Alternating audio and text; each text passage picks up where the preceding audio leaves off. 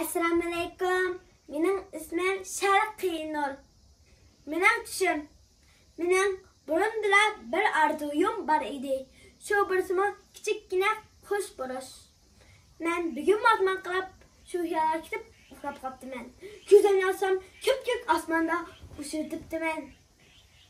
Men xushalligimda, chiroyli qavozimda sayrasam, atrofimdagi qushlar menga e'lon qilibdi. Men ularga mening vatanim Uyg'urga qanday borishimni so'rabdiman. Ular yo'l ko'rsatib beribdi. Men shu yo'l bo'yicha yerib charchag'icha uchdim. Yerib charchagan vaqtimda aypranning qantiga chin isirvadim. Yerib charchab arom bo'lgan shaharim bek chiroyli ekan. Shu shahar bo'lsa dal mening opam tug'ilgan shahar ekan. Men uddun cho'ng onamning uyiga bordim. Cho'ng onam bo'lsa biz bilan ko'rishmay turjig'lab og'riqchan bo'lib qolibdi. Cho'ng dadammi yashnab qolibdi. Men uni ko'rib ko'nglim bek og'irdi. Men bir maktabga bordim. Ota-onasi yo'q bolalarni so'rab qo'ydi ekan. Ashlarning ota-onasi lagerda ekan. Bek bechora ekan. Yana bir zavodga bordim. Shu zavodda Uyg'urlar bekorga ishlaydi ekan. Tishig'im chiqamaydi ekan. Arsini ko'ksi kepti. Yana bir lagerga bordim. Shu lagerda amma odamniki tichi tushirilgan. Tomoqlarni faqat alamaydi ekan. Ular istim jinoyat qilmoqda. Men buni ko'rib Uyg'urlarni qutqizish qalag'a keldim. Shuning bilan qushlarni yig'ib maktab, lager, zavodlarning eshigini buzib Uyg'urlarni qutqazmoqchi bo'ldik. Men lagerni buzishimga bir shaxs kelib mening qalamga bir nus urdi. "Ah, men istim qilamay o'zim burdim" deb yerga pok taraf tushib ketdim. Tushib ko'zimni ochsam, tushim ekan. Men qayoqdan tushib ketgan ekanman. Shu tushim bo'lsa-mu, men chuqur rasmiy Uyg'urlarni qutqizishim bor. Rahmat. Sizning kiyim kechkingiz, chash o'rishingiz va beshingizga do'ppingiz tipik bir Uyg'ur qizini eslatdi. Bu bizning kimligimiz.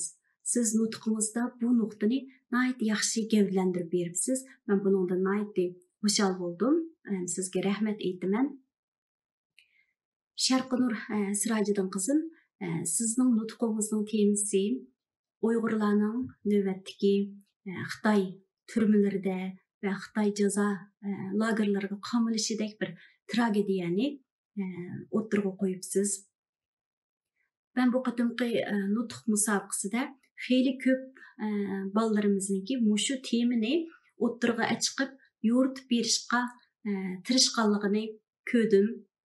Bundan shuni ko'rib olishga bo'ldiki, bu xil asabiy vaziyat cho'nglarning psixikasiga ta'sir qilib qolmasdan, balki shu sabiy go'dak bolalarimizning qalbigami ma'lum darajada dog'larni sapdi. Sharqinur Sirajiddin qizim, sizning bu nutqingizda bu tema nihoyatda cho'ng bir tema bo'lsa-mu, lekin siz buni o'zingizning tushiga bog'lab turib, nihoyatda epchillik bilan ifodalab beribsiz hamda ko'rurmanlarni qoyil qilish maqsadiga yetibsiz. Siz tushingizda u yerdagi vaziyatni tasvirlabsiz, ondan o'z tasavvuringizda shu yerdagi reallik bilan kurash qilibsiz, qarshi chiqibsiz. Bu orqali siz asarga bir yechim beribsiz. Asarning adabiy tusi nihoyatda kuchli bo'ldi. Men bu nuqtani nihoyatda yoqtirdim. Siz yana o'zingizning tinchlikni so'ydigan, qaysar irodalik bir Uyg'ur qiz ekanligini nihoyatda obrazli qilib ifodalab beribsiz. Asar nayta muvaffaqiyatlik oyoqlashibdi. Undan boshqa ko'rurmanlarmi sizningki bu nutqingiz orqali sizning dunyoga bo'lgan samimiy ko'z qarshingizni, echinish qayg'ungizni va shuning bilan birlikda umid, orzu, istaklaringizni his qila oladi. Chunki siz bu nutqni nayta obrazli qilib so'zlab berdingiz. Oxirida sizga bo'lgan kichik bir umidim, agar shu asarga yana biroz badiiy tus qo'shilgan bo'lsa, bu asarning qoyil qilish kuchini, ta'sirlantirish kuchini texmo ilgari suradi ekan deb o'yladim. Sizga fransiyalik bir yozuvchining bunu so'zini taqdim qilay. Xo'shallik har zaman bizning yanimizda turadi. Faqat qo'limizni so'zishni unutib qolmasaqlam bo'ldi. Mana bu so'z dal sizning tushingizning markaziy ideyasi. Sizga omad tilayman.